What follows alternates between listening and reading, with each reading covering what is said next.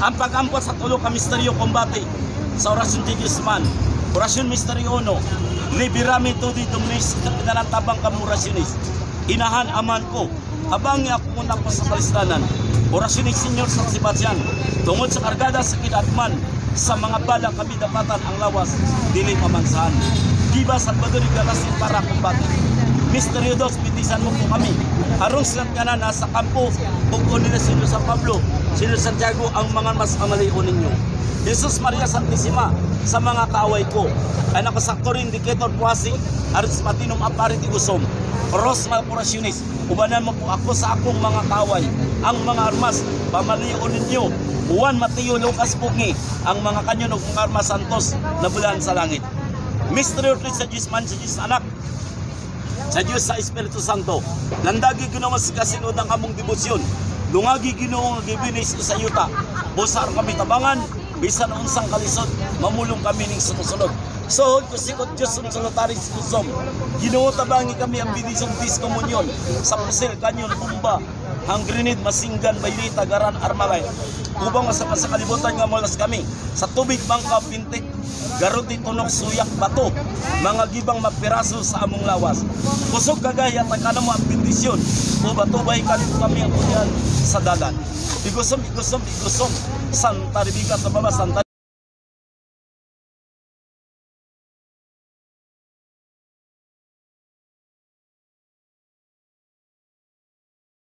Magandang araw po na Martes sa inyo pong lahat.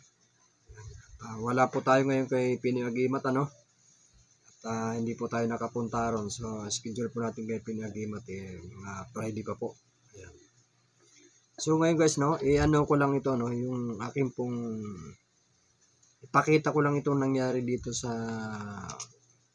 natawag na pangil ng kidlat, ano. Ibinabad ko po ito sa tubig. Siguro mga kulang-kulang isang buwan, ano. Ganito po ang nangyari. Nabiyak po siya.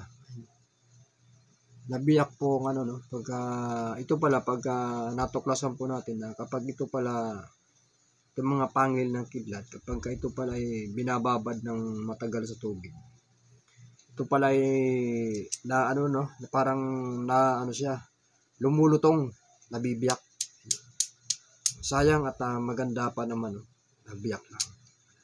So ang pangil pala ng kidlat, hindi pala siya po pwedeng babad sa tubig. Pwede rin lang siyang pahiran lang po ng langis, ano. Pagka sa tubig kasi lumulutong siya. Yan. Hindi pala pa siya po pwede sa tubig. Ito po yung pangil ng kidlat, natuklasan po natin na talagang hindi pala uubra talaga sa tubig na ibabad. Di katulad po na ibang mga mutya po na po pwede pong ibabad sa tubig na matagalan, katulad po ng mga libon, ng mga suso o mga kuhol o kung ano pa man ng mga mutya, no. Po pwede po siyang ibabad po sa tubig na matagalan, pero pagka pangil pala ng kidlat, hindi pala po pwede na ibabad sa tubig kasi na ano siya, lumulutong at ang natuklasan ko ito, nang ito'y pinahiram ko po ng langis yan, bigla na lang po siyang naputol na lang, na pinahiram ko po ng langis. Sayang. Ang lakas pa naman po na nito ng magnet, itong pangil po ng kidlat. So, ayan. Yun pong natin, na talagang hindi pala ubra pagka ang pangil ng kidlat, hindi siya ubra sa tubig. Pwede siya pahiran lang po ng pahiran lang po ng langis. Pero pag sa tubig, hindi po siya talaga ubra. Maganda po ngayon magpahid po ng mga yung lagyan po yung mga mutya nyo ng langis, lalo ngayon po araw po ng Martes. Yan, maganda pong yan, kargahan ng mga yung langis po na yung langis po na may dasal. Yan pong magandang ipinapahid po sa mga mutya, mga ganito pong araw ng Martes. Yan, napakaganda po niyan na ang inyo pong mga gamit, lalo na po yung mga mutya, talagang inaanuhan nyo ng pinapahiran nyo na langis, ayan. Pati po yung ano, no, pati yung mga orasyon, yan, pwede pong ano yan, dapat inaanuhan po ng langis yan, lalo na po yung, yung mga orasyon na nagpakatato. Pinapahiram po ng langis yan, no, para rektab. Isa na kayo, ang aking bodyguard. Masyado makulit ang aking dugi-dugi. Dugi-dugi talaga makulit. Check lang. So ano, yan ang ma-share po natin, ano, na yung pangil ng kidlat, hindi pala siya obra na ibabad po sa tubig. Pwede po siya, pahiran lang po ng langis, ano, para yung kanya pong bisa ay talagang malakas. Kahit nga po yung mga ano, no, kahit yung mga mutya naman, yan, tulad po ng sinabi ko, maganda po yan na pinapahiram, no, ng mga ganito. Araw po ng Martes. Yan. Tsaka Biyernes. Ito naman pong pinapahid ko, ayan. Ito po yung laman ng libon na bao na ginupit-gupit ko, ano, binilad ko muna sa araw, ano, tapos nang tuyong-tuyo na siya, yan, linagay ko po rito sa ano, bote, tapos yung langis naman po nito, kombinasyon po siya ng libon at saka one eye. Talagang pang ano po siya, pang ano po talaga sa mga gamit. Lalo na po pang yung mga ganito, ano, yung mga kwintas na mga pangkumbatan. Ganda po yan. Kinakaragahan po sila, no? Yung mga gamit po natin. Kailan alagaan para tayo po ay sasamahan.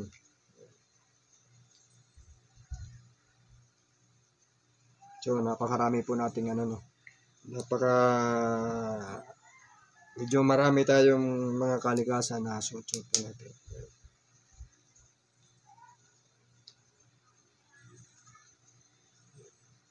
Talagang nakaugalian ko po, ano, na kapag araw po ng Martes, Biyernes, talagang pinapahiram ko po yan talaga ng langis itong mga gamit.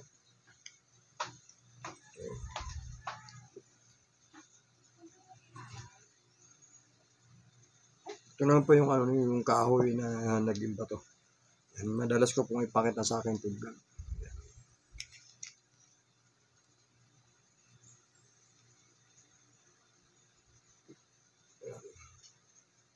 Yung ating pong suso na maliit, ano, yung galing Sambuanga. Yan. Maliit lang po siya na suso na tested. Yan. Meron naman tayong ano, no, meron tayong malaki rin na suso, kaya lang parang pagka malaki na po kasi ganitong suso, ang tawag na po bagungon. Pagka ganito, yan, suso talaga maliit. Pero pag ito yung lumaki na ganyan, lalo yung parang marami siyang mga tinik-tinik, yan, tinatawag na pong bagungon. So, ayan yung mga ano po natin, ano, mga ano po natin ito, personal po na gamit. Ayan. Yan, kaya lang po akong guys nag-ano, no, para i-share ko po sa inyo, no, na yung pangil pala ng kidlat ay talagang hindi po siya uubra talaga sa ano, sa tubig. Talagang ano siya, nabibiyak siya. Sayang, ano, nabibiyak pa ito sa tubig, itong pangil po ng kidlat. Ang pangil po ng kidlat, ano, may iba po mga kulay yan. Meron pong itim, tulad po nito, itim, ano.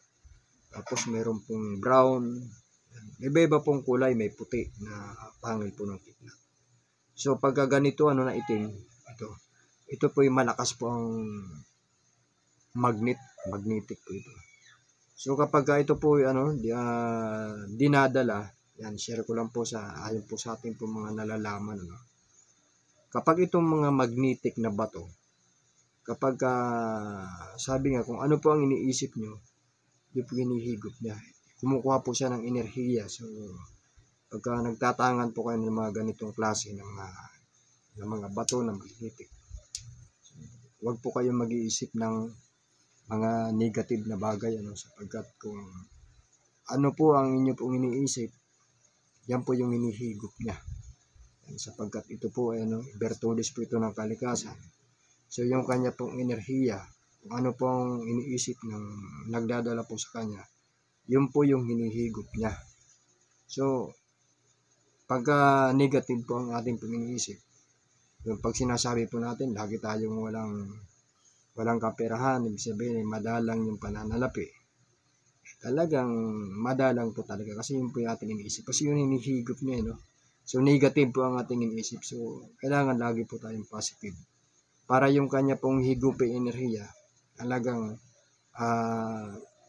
positive yung dumarating po sa atin, hindi po puro negative.